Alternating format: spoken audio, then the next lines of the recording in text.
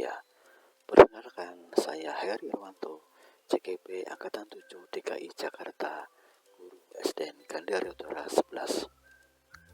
Setelah selama 2 minggu memasuki modul 2.1, yaitu pembelajaran berdiferensiasi, calon guru penggerak mengikuti pembelajaran secara daring melalui LMS dengan alur pembelajaran merdeka. Mulai dari diri, elaborasi konsep, ruang kolaborasi, demonstrasi kontekstual, elaborasi pemahaman, koneksi antara materi, dan aksi nyata. Pada kesempatan kali ini, saya akan mempresentasikan refleksi di mingguan modul 2.1 tentang pembelajaran berdiferensiasi. Adapun metode yang kami gunakan menggunakan 4F atau 4P. Peristiwa, perasaan, pembelajaran, dan penerapan.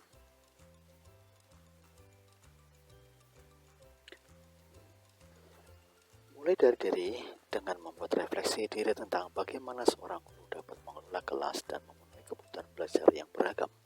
Saya ditugaskan membayangkan kondisi kelas saya dengan tantangan-tantangan yang dihadapi dalam proses pembelajaran serta upaya tindakan yang dilakukan untuk mengatasinya. Yang kedua adalah eksplorasi konsep.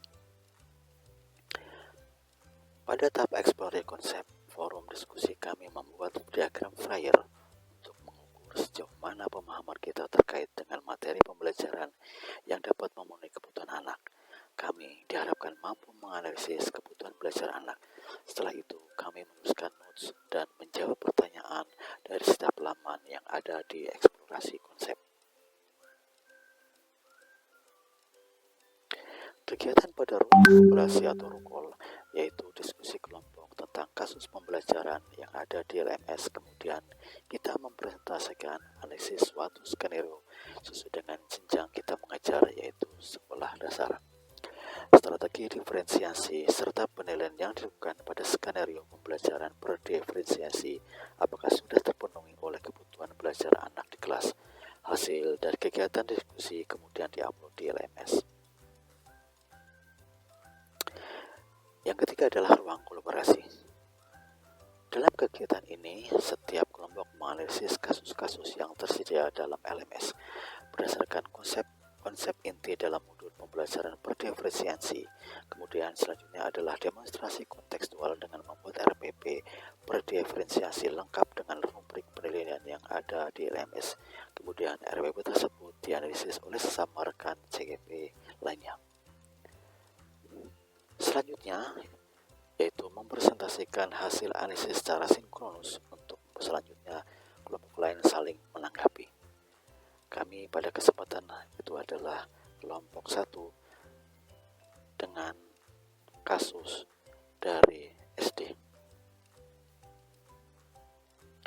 Yang keempat adalah demonstrasi kontekstual. Kegiatan selanjutnya dengan membuat RPP berdiferensiasi lengkap dengan rubrik penilaian yang ada di LMS. Kemudian RPP tersebut dianalisis oleh sesama rekan CGP lainnya. Yang kelima adalah elaborasi pemahaman.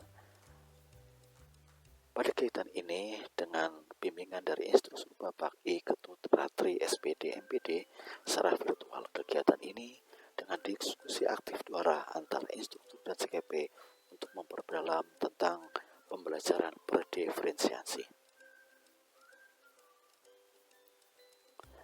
Yang keenam adalah koneksi antar materi. Membuat keterkaitan konsep pembelajaran berdiferensiasi dengan materi sebelumnya.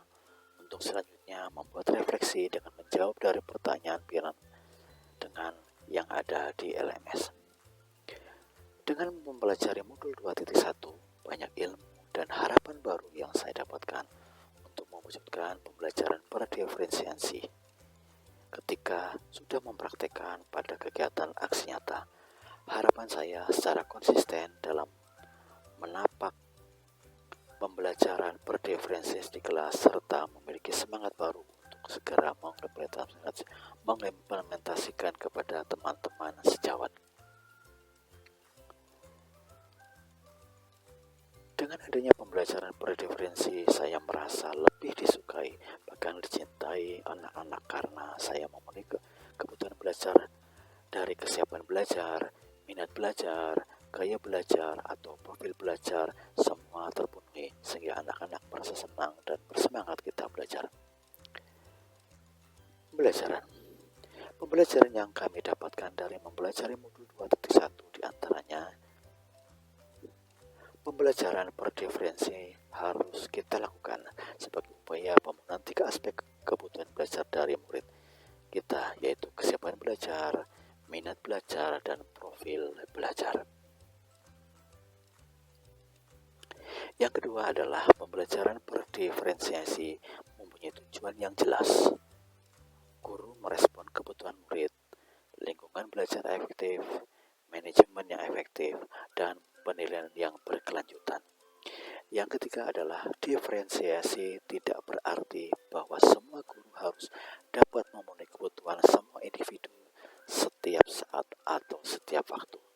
Namun, guru diharapkan dapat menggunakan berbagai pendekatan belajar sehingga sebagian besar murid menemukan pembelajaran yang sesuai dengan kebutuhannya. Yang terakhir adalah mulailah melakukan diferensiasi pembelajaran dengan kecepatan yang nyaman bagi kita sebagai seorang guru dengan diawali membuat kemajuan titik awal. Penerapan. Setelah mempelajari modul itu, saya memetakan kebutuhan murid-murid saya di kelas dengan perencanaan pembelajaran berdiferensiasi untuk memenuhi kebutuhan hak belajar mereka di kelas.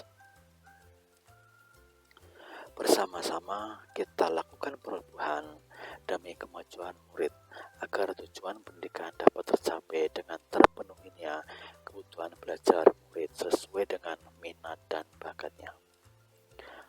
Demikian yang dapat kami sampaikan, semoga bermanfaat bagi kita semua. Salam guru bergerak, tergerak, bergerak, dan menggerakkan. Wassalamualaikum warahmatullahi wabarakatuh.